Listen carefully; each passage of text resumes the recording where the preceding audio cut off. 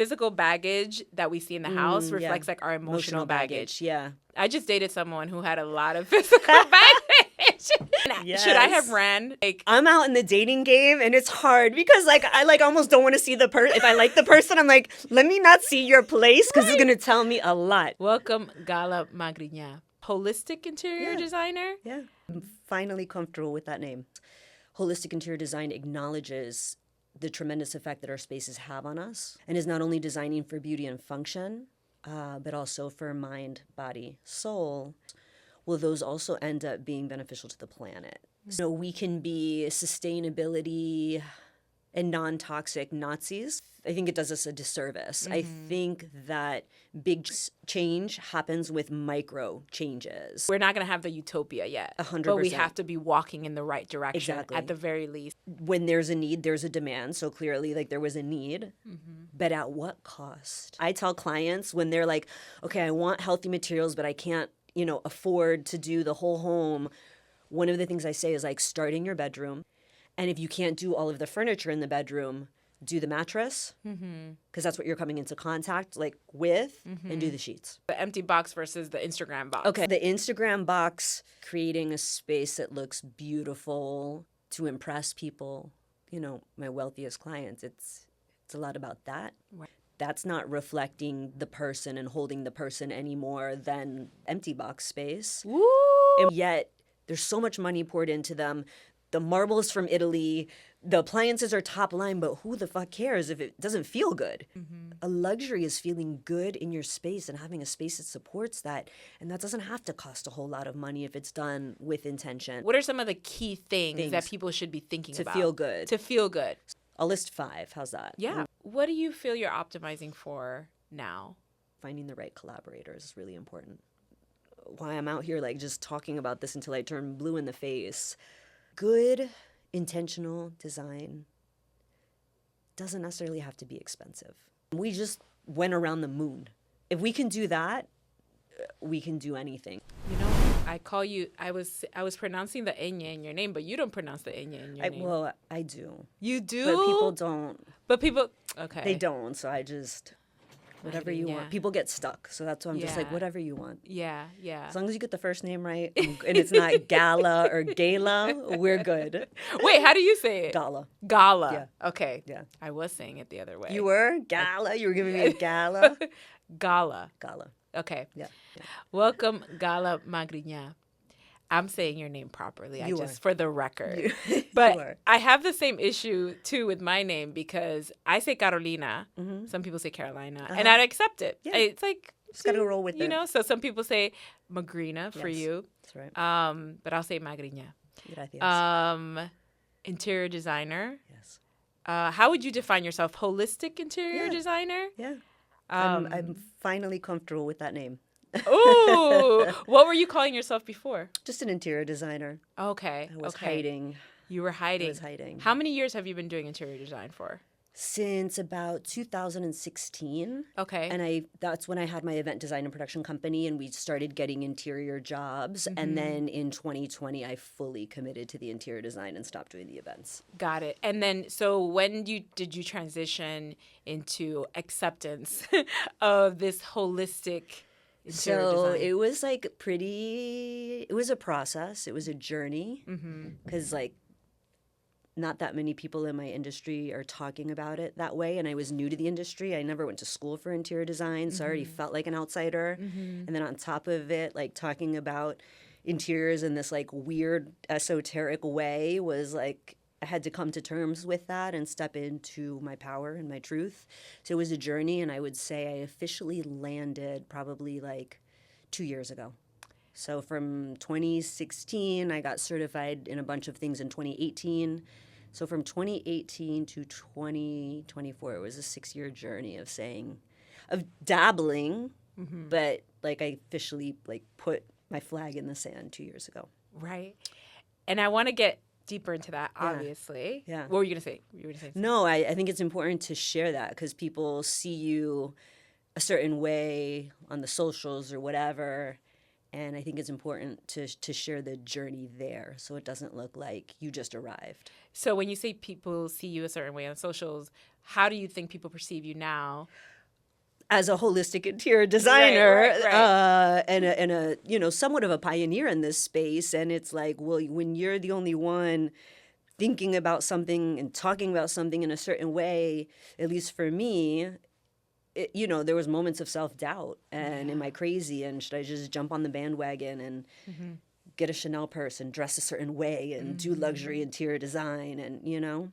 So obviously we're going to get into all of that. Yeah. But I just had recently Hassani Reyes on the show, who is your BFF. Yes. Who is a holistic coach, life coach. She works with indigenous medicine, all of these things. So it is no wonder that you are friends. Yes. Because although you do design, you do holistic design, totally. Holistic interior design. What made you go that route, and what is holistic design?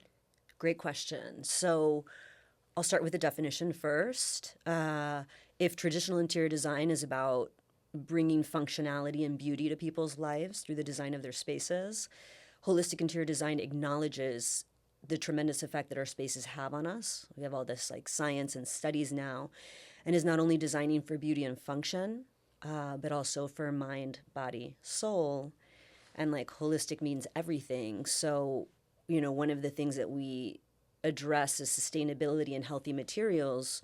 Well, those also end up being beneficial to the planet. So it's just like this interior design on steroids and just acknowledging how much our spaces impact us and how we can leverage it for, a better quality of life. Everybody's so focused on, sleep, diet, exercise. Nobody is talking about interior design and how our spaces are designed, and how it affects us, and leveraging that. Yeah.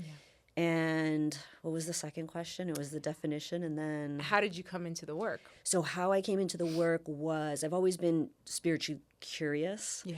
And in 2016, I was in the world of event design and production, which is the opposite of sustainable and healthy and aligned. And it's stressful, and it's egos, and it's fast-paced, and it's flashy.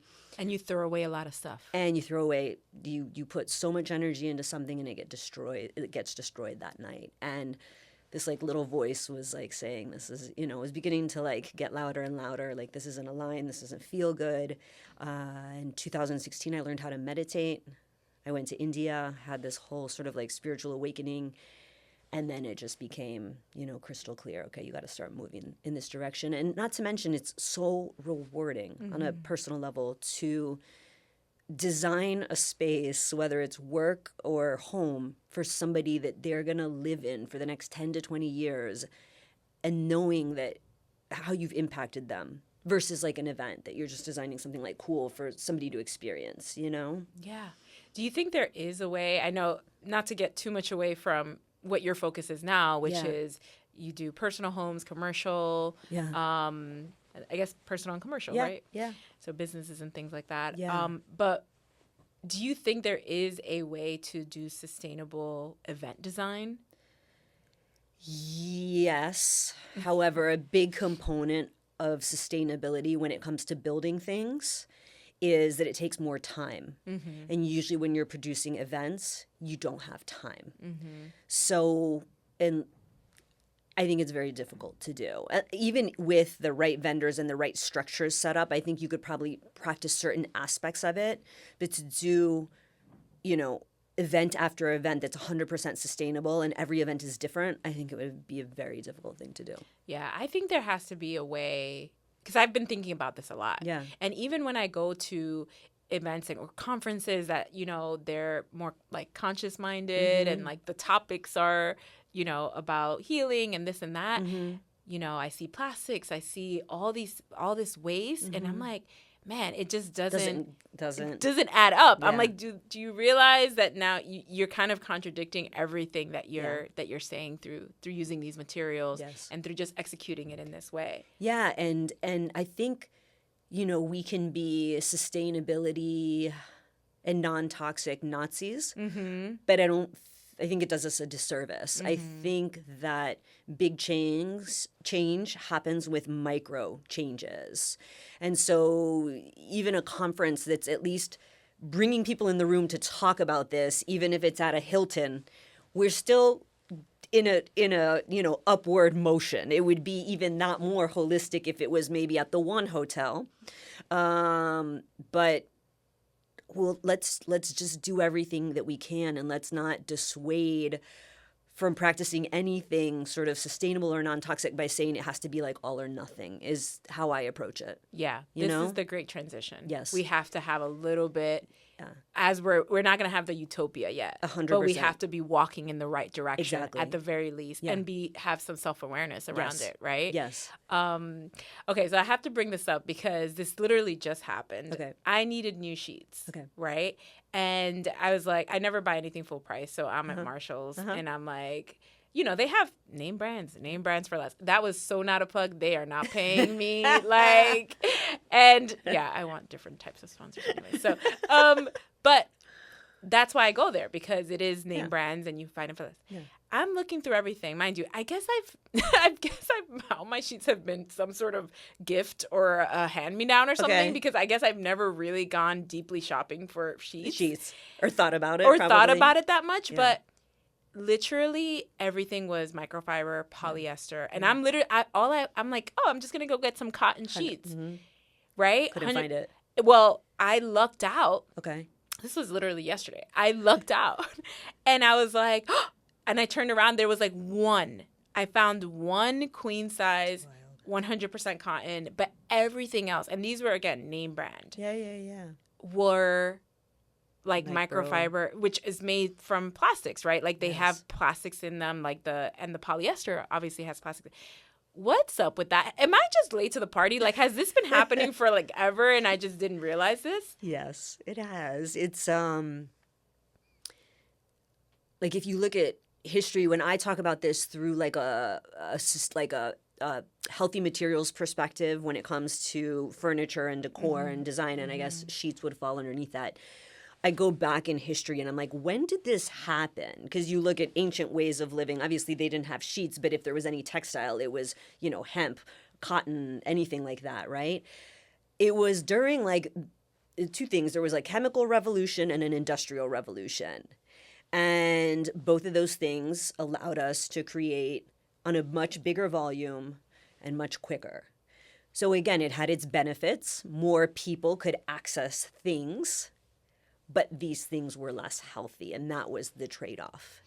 And now fast forward to 2026, I just talked about this in a reel I did for Earth Day, the need for speed and how fast we live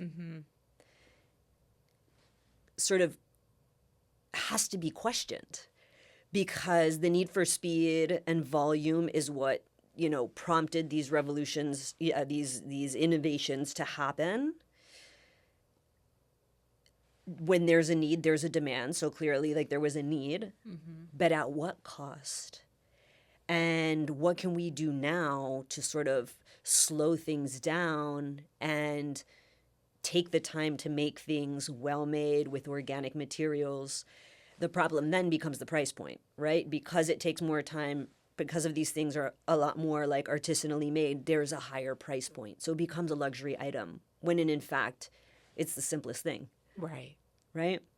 So there's a lot like wrapped up into like all of this, I feel like. But smart move on the sheets, because I tell clients when they're like, okay, I want healthy materials, but I can't, afford to do the whole home. One of the things I say is like start in your bedroom, because that's where you spend the most amount of time. And if you can't do all of the furniture in the bedroom, do the mattress, because that's what you're coming into contact with, and do the sheets, because that's what your skin's touching. Yeah. So it's a little trick. So it's a good investment. What are these sheets doing to us? Like what is the difference between buying like 100% cotton versus the polyester? So like the studies are now showing that the microplastics, the plastics, they're in our systems. They're somebody was saying they're found in the umbilical cords of children already. I've heard this. And that, they can cause cancers. They can they disrupt hormones, infertility, all this, both in men and women, all these sort of symptoms, essentially. And I don't think that plastics are going to go away, again, because of modern life and the speed. And, like, if you look around, everything is covered in it. So I think it really falls on the individual to make some, like, hard choices or have some discernment and say, okay, maybe I can't do this everywhere, but let me do it where it really counts. And where I'm either it's going into my body or touching my skin directly versus, you know, something on the wall that, yes, is affecting the air quality, but there's workarounds for. Yeah. I feel like there's two extremes here, right? Jumping around a little bit, but there's two extremes, right? There's the people who are kind of the same thing with travel. Like, people see people traveling, and then you get more people wanting to travel and kind of floss or whatever, fonts, you know? Get the TikTok picture and Positano and like, Right. And then you see that with design, right? Like, I'm going to do this perfect apartment, but then people are moving constantly. And so, like, I know I moved to Miami, and then I put everything on offer up when I had that furniture was pretty new. You know, and I ended up staying in Miami for maybe 3 years. And so, like, I sold everything, but I felt good about that. Nothing was tossed. Good. And everything in my home, by the way, is something that I've probably gotten from, like, a Craigslist or a Facebook Marketplace. But they're, like, almost brand new, all these things, because things are getting, you know, rid of. And then you have the other extreme that people just see their homes as this, like, box of, like, I'm just going in there. It's just a roof over my head. And I'm leaving. Can you speak to those kind of extremes? Of lifestyle? Yeah. Let's talk about the people that think it's just a box. Let's start there. So studies now show that our surrounding homes, environments, and communities directly impact our daily motivations, behaviors, and lifestyle. And those, in turn, determine 80 to 90% of our health outcomes. Wow. So our spaces, how we design them, how they hold us or don't hold us, affect us. So let's put that in the mix with sleep, diet, exercise, and all these things that we're, like, obsessed about. Like, period. The science is there. I heard, I'm going to interject for 1 second because I heard you say somewhere, I think it was in an interview that you did, about how it's hold on, I want to say the physical baggage that we see in the house reflects like our emotional baggage. I just dated someone who had a lot of physical baggage. And what did their house look like? It was right. And should I have ran at that moment? Should I have been like, I'm out in the dating game, and it's hard because, like, I, like, almost don't want to see the person. If I like the person, I'm like, let me not see your place because it's gonna tell me a lot. Well, I told my girlfriend, I was like, man, the house is like it's not what I thought it would be, you know. And it wasn't like the worst ever, but there was a lot of physical. You could feel it, right? And there were a lot of physical things out of place, right? Like, there was a lot of clutter, and so and you know, she was like, oh, well, my ex was like that too, and I was like, okay, maybe it's a guy thing. And I want you to speak to that at some point too, the differences between the female and the male aesthetic, but anyway, so you're saying maybe I shouldn't have run, maybe I shouldn't have seen it. I don't know. What do you tell me? What do I do next time? I mean, this is getting into something else. When I look at a space, you know, holistically and understand our spaces on a deeper level, spaces are a reflection of us. Right? In theory, they're set up to support us. The sign from Home Goods that says "Home Sweet Home" is a reflection of me, if I have that, you know, like our choices are like I'm always, when I'm going to visit clients in their spaces for the first time, I'm looking around and I'm like scanning and I'm like reading the room and I'm like, their art tells me a lot. If there's clutter, it tells me a lot. If the layout doesn't feel right, if the scale doesn't feel right, I have like, it's like a laundry list of things that I'm, you know, scanning for, and they tell me different things. Like, an example, I was working with a woman who wanted to get out dating and was having issues, you know, finding somebody. We talked about this too. And I looked at her living room, for instance. And she was like, I just want somebody to be comfortable with and chill with on the sofa and da-da-da. And her sofa was like a love seat that barely fit 2 people. Mm-hmm. The coffee table was for 1 person. Mm-hmm. The bed was like up. It was a queen, so it fit 2, but it was up against the side. Mm-hmm. There wasn't space for anybody to enter.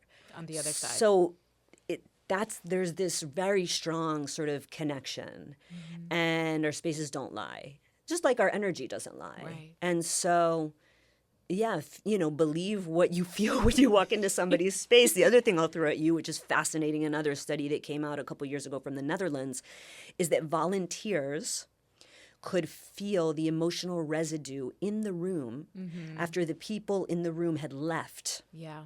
So when we talk about space clearings and saging and all of that, science is now proving like, hey, yes, if somebody had an argument or experienced happiness or whatever, then left the room and you came in and you're picking up on that, we can now prove that, what you and I probably feel energetically and intuitively. Right. Which the West needs that. They need those receipts, Mm-hmm. Yeah. those scientific receipts. Are we even believing in those? Right, exactly. Is that even making a difference? Okay. Okay. But we'll get deeper into that in a second. But you were saying with respect to the empty box versus the Instagram box. Okay, the Instagram box. So, the Instagram box, there's levels to the Instagram box too, right? Mm-hmm. So there's creating a space that looks beautiful to impress people or to look good. Even some of my wealthiest clients, it's a lot about that. Right. That's not reflecting the person and holding the person any more than the empty box space. Woo! It might be on, it might get shot in a magazine. That doesn't mean shit. Right. It's like empty. What I mean? It's like you're disconnected. Soulless. You're soulless. It's like, and you could feel that. Yes. Like you could feel that looking at it. Yes. Like, but this is just like for show. It feels like a museum. Like when you walk in, you can't sit down. Yeah. It's like curated perfectly. Looks great on camera. And Hassani and I talk about this a lot. Like all of these massive homes made of glass and steel and a million different materials with 3 pools and, I'm thinking of Drake's, the place that he was renting in Los Angeles, like totally like over the top but vacuous homes that just feel soulless, but yet there's so much money poured into them.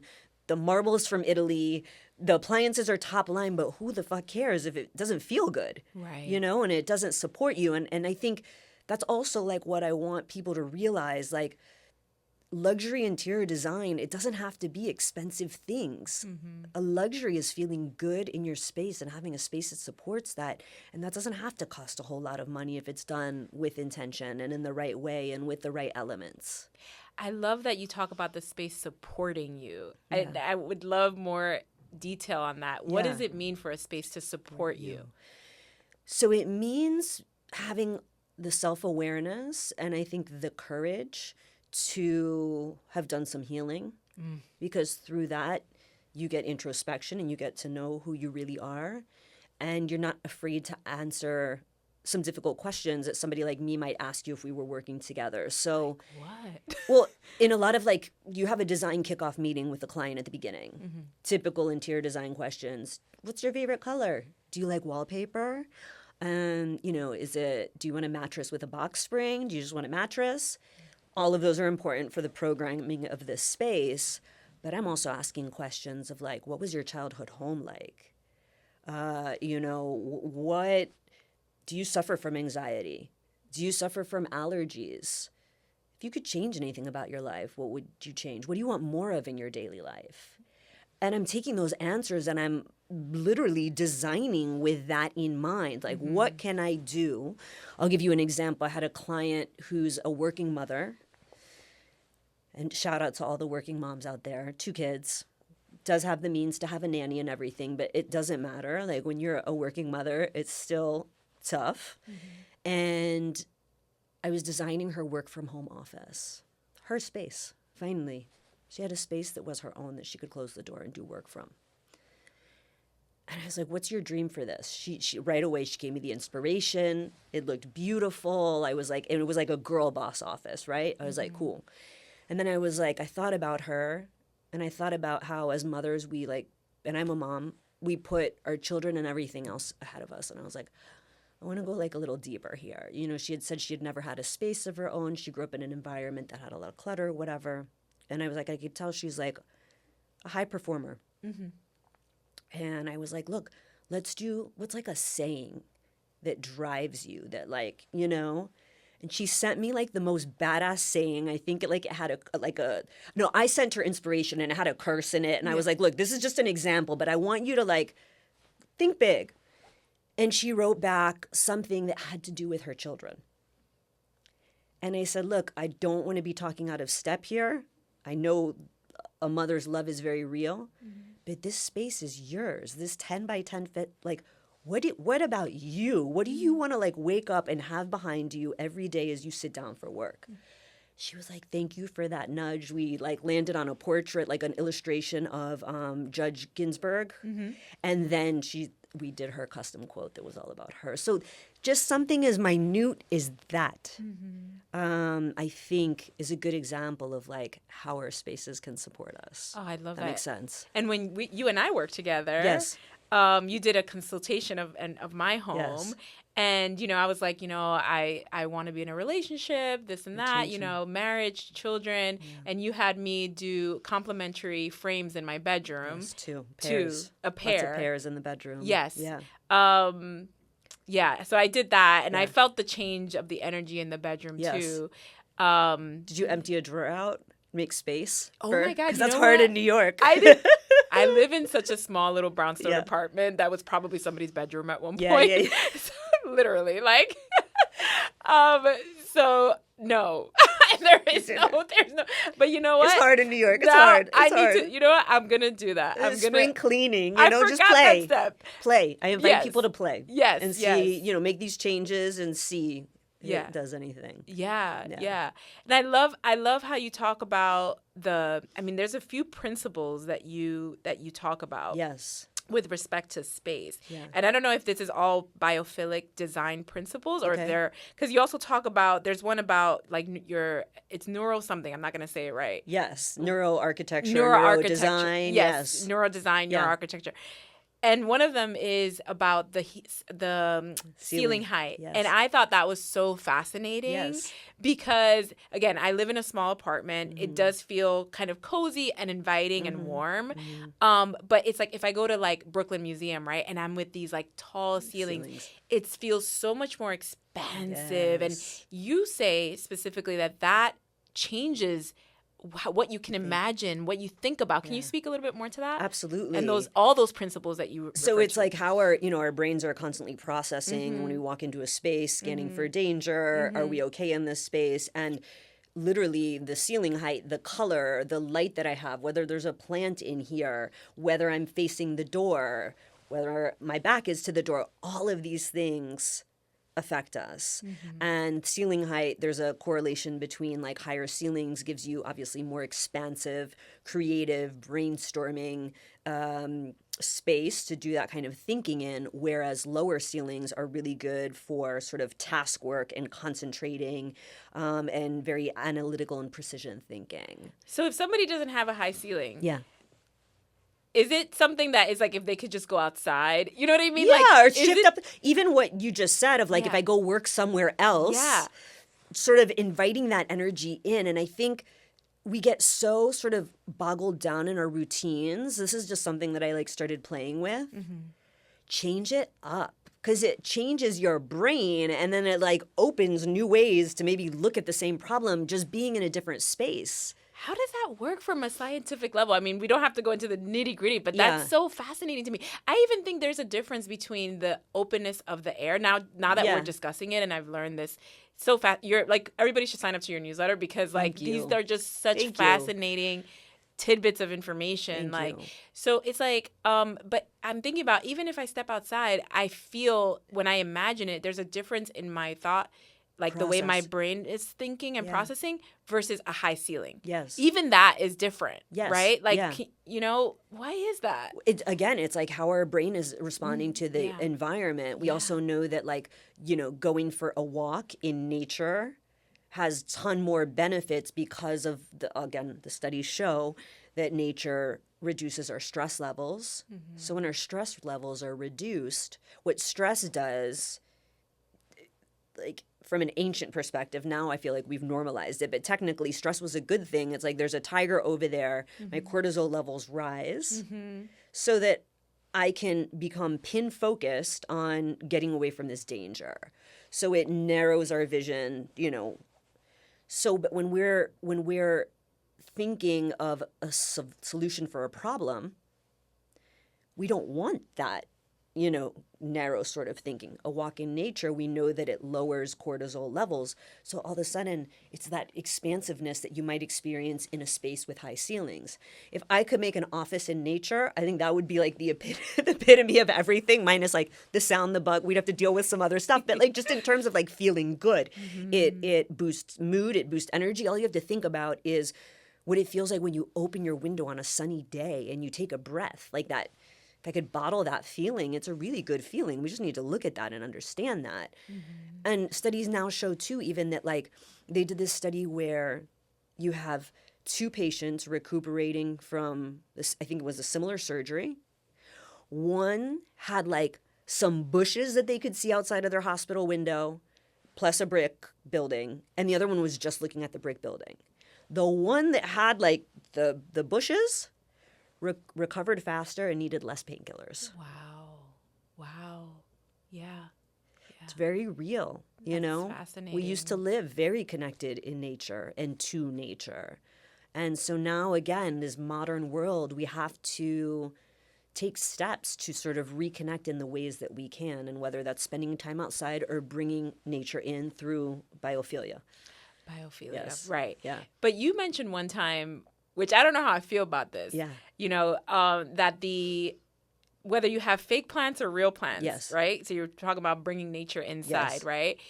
It kind of has the same effect. On the brain. Energetically, I feel like probably a real plant is more, if like you could measure vibrations. Yes. It would be much more high vibration. Okay, that's good. Thank you for saying that. It tricks the brain. You restored my faith. You're welcome. Because I'm always like, no to fake plants. A lot of my clients, though, that don't have green thumbs, if the only way I can get plants in is like high quality plants, that is better than no plant at all. Wow, that's good to know. Yeah. That's good to know. Yeah, because I do have a green thumb, and I always encourage people to get plants because it does change. And you're breathing in like fresher air. Well, yeah, and some of them, it says that it actually like purifies the air as well. Yeah, like the pothos plant I know does that, and a couple of others. Okay. Yeah.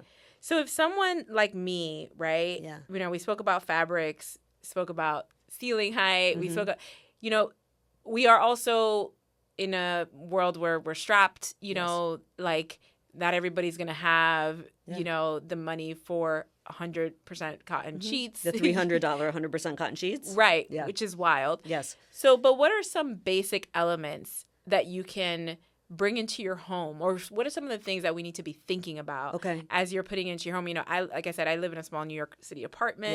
Yeah. What are some of the key things that people should be thinking about? To feel good. So let's see. 1, I'll list 5. How's that? Yeah. We'll go down the line. Yeah. 1, get rid of the clutter. People are going to get nervous. And you go on my blog, I give all kinds of advice of how to do this. You start small, 1 room at a time, but literally like clutter, again, it affects, it creates like chaos. Some people tune it out, but that energy is still there.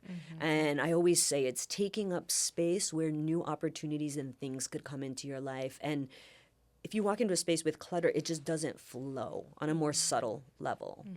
A lot of the times clutter too, it shows like our attachment to things for the wrong reasons. Like I'm holding on to this because my mom gave me it, but like I hate it. And so there's like an energy of guilt there, which is a low vibration energy that's coming into the home. So the best thing, if this helps anybody tackle the clutter, is that if you do one little space at a time, busy hands, calm minds. And when you're done, it's one of those activities that like 4 hours later you look at it and you're like, I did that. That feels really good. Yeah. And then you can build the momentum and go room. Mm-hmm. And you just feel lighter. Spring cleaning, y'all. Spring cleaning. This is perfect timing. Mm-hmm. Secondly, I want people to think about paint color, not in terms of what Pantone just said you should paint, like the color of the year. But I just overall, like bright colors tend to energize and softer colors tend to calm. Mm-hmm. So maybe if you have like a work from home nook, like a bright back wall there could be really great, you know, and in your bedroom, sort of some calming colors and just play around with that.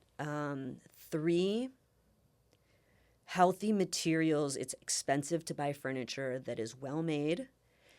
If you're going to invest anywhere, either invest in the bedroom where you spend the most time in or in things that are touching your skin directly. So the sofa, the bed sheets, the mattress. Yeah. Some low touch points. 4, bring plants in. There's 14 different ways to bring biophilia in and sort of connect the brain back to nature.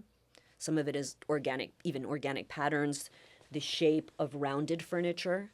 Oh, yes. Because there's no right curves in nature. You talked about that, about how curvature is less, it's calming because things that are sharp in nature are usually danger, like thorns and things like that, like jagged teeth. Exactly. They bite you. So when you have rounded furniture, it calms you down. Oh my God, it's fascinating. Yeah. And then 5, I would just say, this is so not sexy, but clean your windows. Try and get as much natural light in. Open those blinds. I see a lot of times there's like multiple windows in the house. The blinds just stay closed.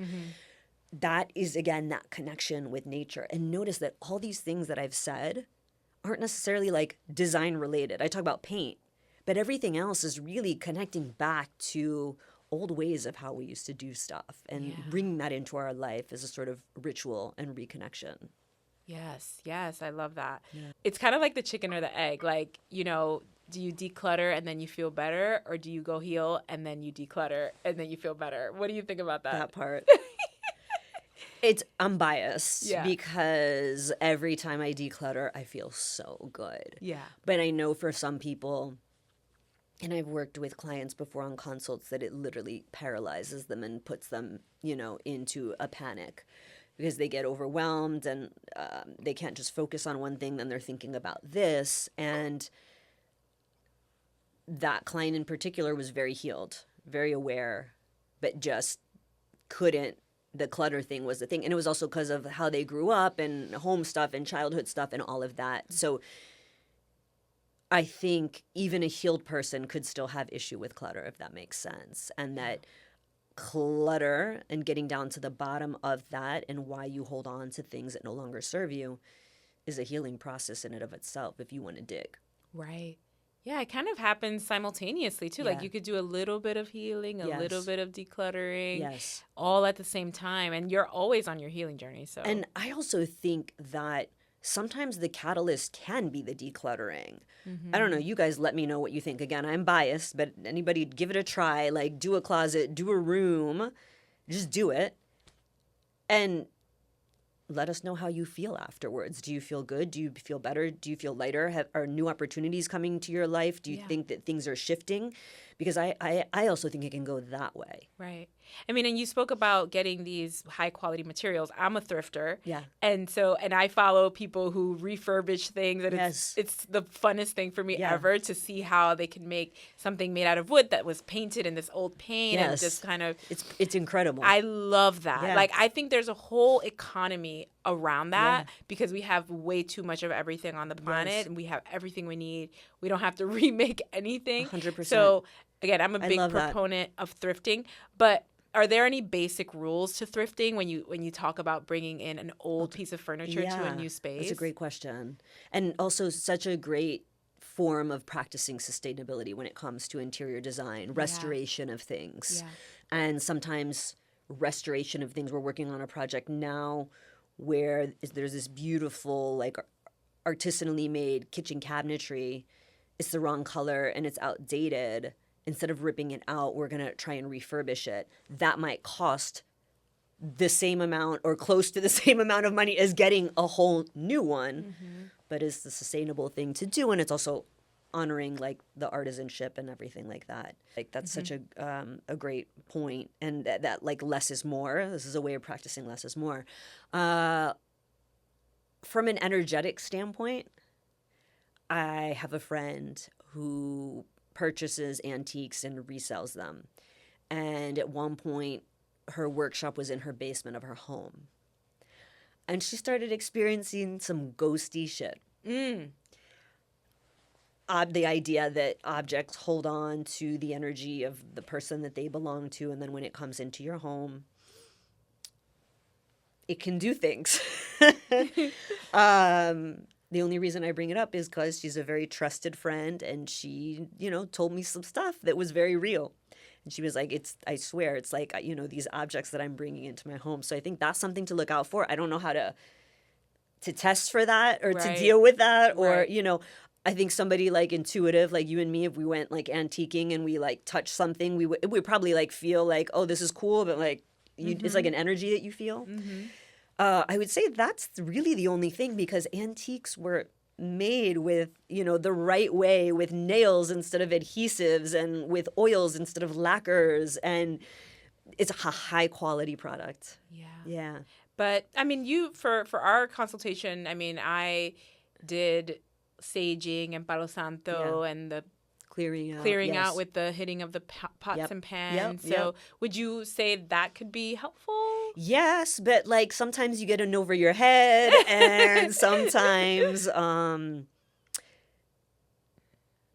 I just have a lot of respect for that. I am not a shaman. I'm going to bring back Hassani to talk about that. Exactly. Like, let me bring in somebody that, like, I just have a lot of respect for the ghostiness of things, and I believe in it. So it's just, something to be mindful of. To keep in mind. Exactly. So do it at your discretion. Exactly. I will continue. I've done it forever, but I also sage my home. I also make sure to clear energy, you know, from time to time. So you feel comfortable. I feel comfortable. I do too. And like you said, intuitively, when I go get something, I'm kind of blessing it, and I'm feeling it from an intuitive perspective. So I think we should all be doing that. But I will just say, these are not your words, but I will say from my words, I think we should be doing a lot more thrifting. I agree. So I agree. There's plenty of stuff in the world. Yes. Yeah. I agree. So yeah, I mean, what do you think is, actually, let me go back to this question real quick, because we still have like 10 minutes left. Do you think there is a different aesthetic for men and women that we need to take into account? Like when I don't know, if we're kind of trying to understand, the ways men, I don't know if this is something that you even care to talk about. We don't have to include it, but like, I'm just curious, is there a way that we approach design or even just the upkeep and the support of the home from a male and female perspective? Are there different approaches that you take with your clients depending on, and I know gender is a spectrum, so I also want to acknowledge that, but I just want to know if you've seen any differences. I mean, there's definitely differences in taste and what's important to a man versus a female client, or especially when we're working with a couple. But how my design process for both is the same. It's asking the same questions. It's feeling equally confident nudging a man versus like a woman. Now, when we get into the upkeep of a home and the emotional labor, that could be a whole other podcast. Because that usually falls on the woman. I will not take you down the manosphere rabbit hole. I kind of was trying to, because I was like, this experience that I just had, I'm like, it's so reflective of that and like the design of it and the clutter and all that. And I'm like, man, this is very reflective. Well, no, I think on that, I do think that women tend to, because, we're more feminine and in touch with the subtler things in life. Yes. we tend to gravitate more towards, decorating and want a beautiful and have like, I guess, a better sensibility for that. Although like my gay men out there are fabulous too. So it's but again, maybe they have more feminine qualities. I don't know. I can't speak to that. But no, in that sense, yes, I think women are they're more sensitive and sensible when it comes to design stuff. Of course. Yeah. And we have to make, I think, room for that too. That like, because we are more in touch intuitively, because we are more of the caregivers and like all of that. Yeah. It would make sense that we have a more holistic approach to design. 100%. And, think about making a meal for somebody or designing a home for your family. That's like a very nourishing gesture. Yes. It usually tends to fall on the woman. Yes, totally. Yeah. So what should we optimize for, design of our home and actually, no, we spoke of our home, sorry. Yeah. What should we optimize for design when it comes to our workspaces? Yes. So if you can position yourself next to natural light as much as possible, throughout the day, nobody really knows this, but throughout the day the sun is changing color temperature. So when we were like little, we drew the sun, it's like the sun's yellow, right?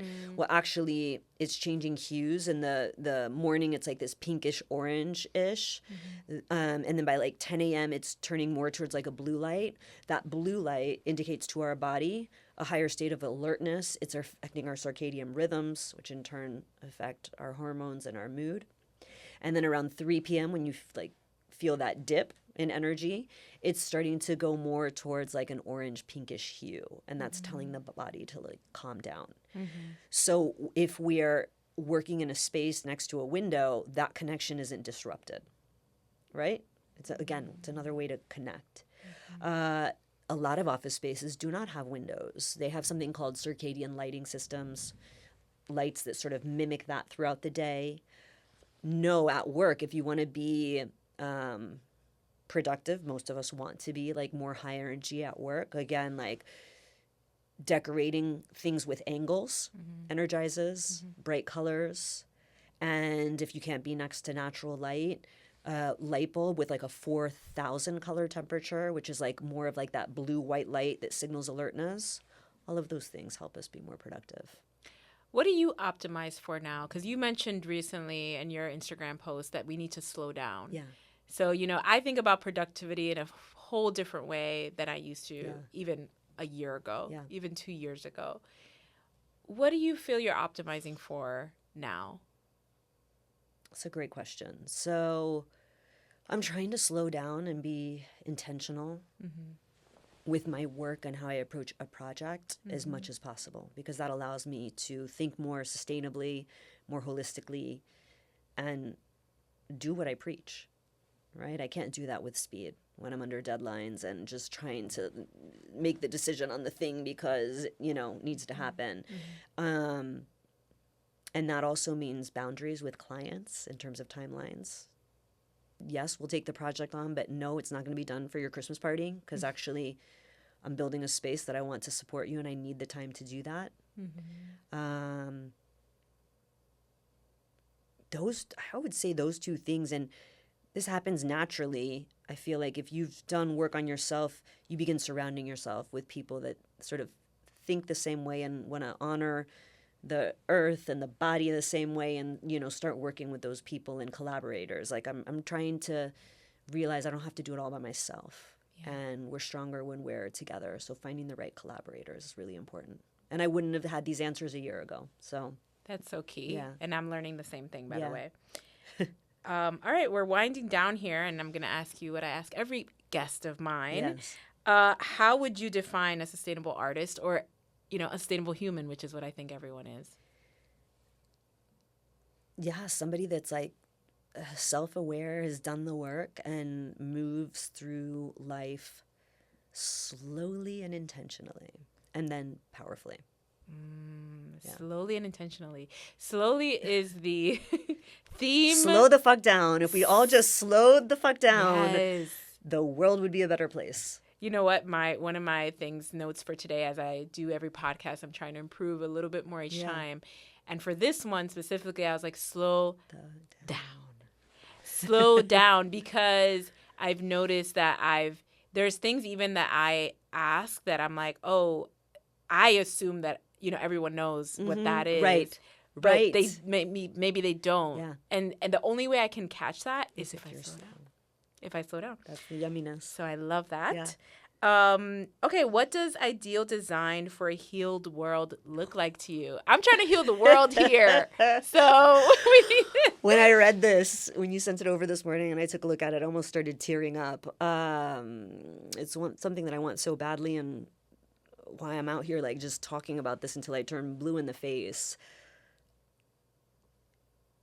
Good, intentional design doesn't necessarily have to be expensive.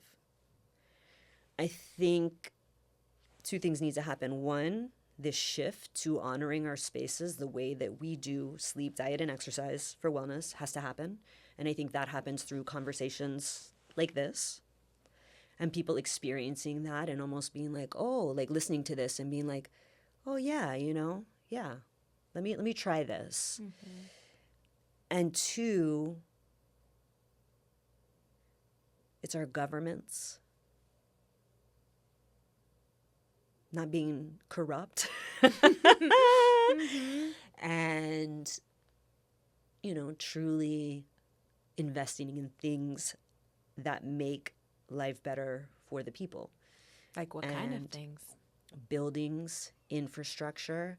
I think about the 8 million New Yorkers that have to commute on the MTA every morning and that they start their mornings off pretty shitty because of how our stations look, the cleanliness of them, the lighting of it, the air of it. I go to other countries. It's not like that. I understand we're massive. I understand to scale good living the way that, it's nice and clean and like, Denmark and Sweden and all it is a very difficult thing to do. Mm-hmm. But we just went around the moon. If we can do that, we can do anything. So it's really just about, where the energy, the time, and the money is put towards. And I sure hope it's our buildings and our spaces and how they look and feel for the humans of this world. Thank you. You're welcome. Thank you. This was so much fun. It was awesome. Great questions. I love this. Oh, God. Yeah, you did so well. I mean, I can't wait for people to hear this. It's such a good conversation. Oh, my God. I could talk really to good. You for like... I know, same. 20 more hours. Like, literally, We'll do a part two. No, we are going to do a part two because I have so many things that I want to ask you that I didn't ask because I want to try to keep it tight. But the truth is that, like, it's fascinating to me and it's everything we need to hear right now. Yeah, totally. It's everything we need to hear. Like I was about to ask you something more, but I was like, let's just end it on that note. But like there's so much more about like more like the higher level structural design, like city design and like urban planning. And that's all what I was those kind things. of alluding to with the government. Yeah, but like, yeah. So you're going to be back. Thank you. And we're going to get deeper into that. Thank you. I'm so happy you're doing this. Oh, thank you. This is great.